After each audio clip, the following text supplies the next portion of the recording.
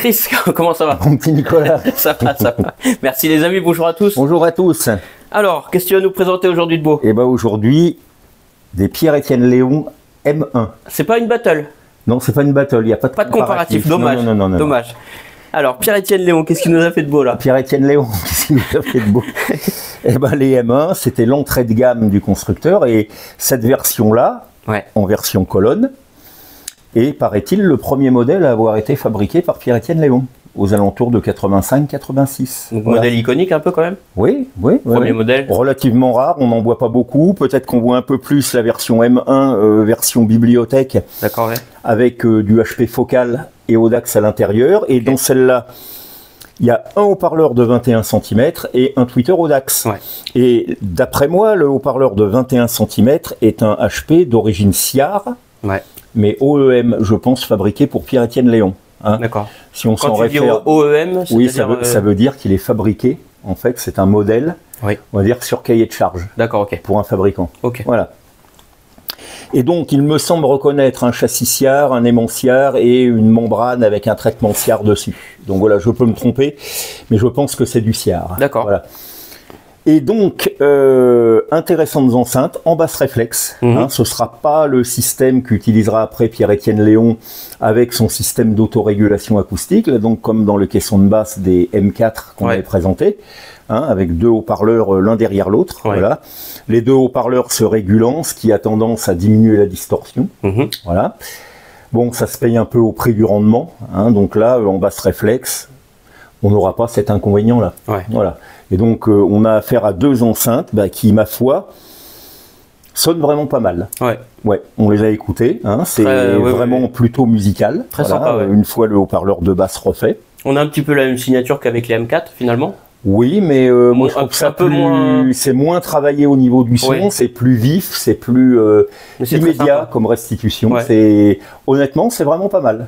Et là, parce que c'est vrai que les amis, vous n'allez pas voir les enceintes, mais au niveau de la disposition donc des haut-parleurs, le boomer, il y a classiquement un tweeter qui est ici, le médium qui est en dessous et le basse réflexe qui est en bas. D'accord, ok. Voilà.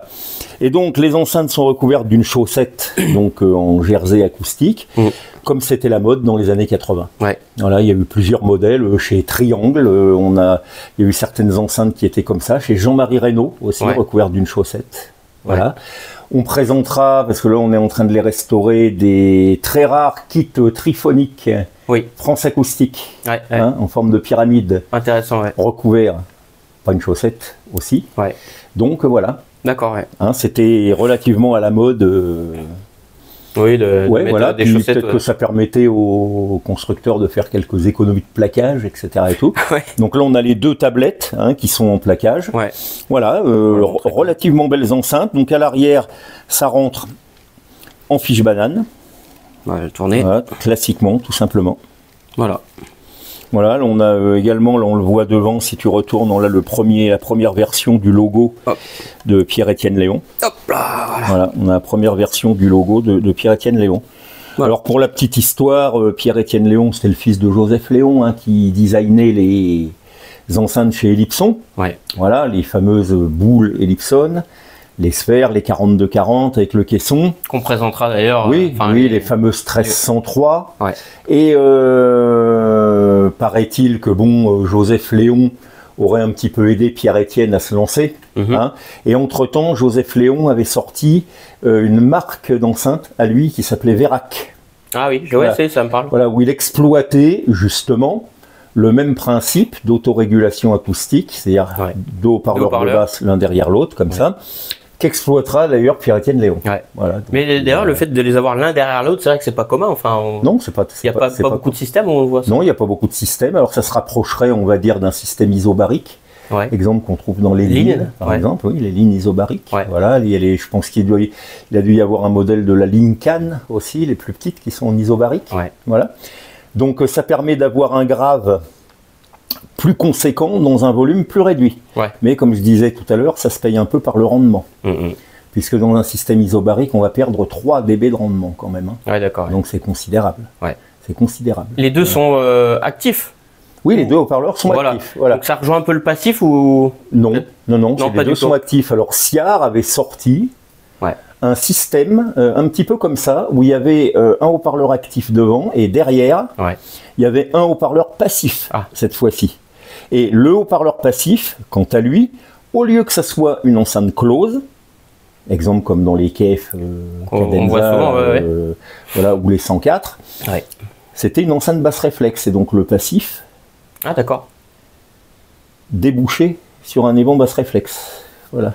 Intéressant ça aussi. Intéressant, oui, c'était la série Axord. Voilà. Et les PR1, PR2 et PR3.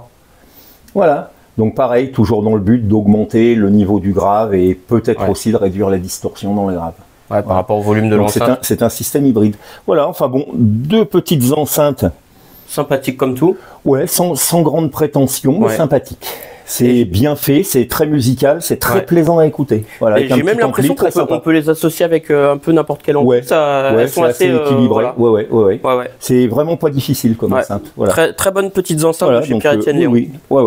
Vraiment très sympa. Ok. Bon, pas plus à dire, je pense. Non. Ok. Les amis.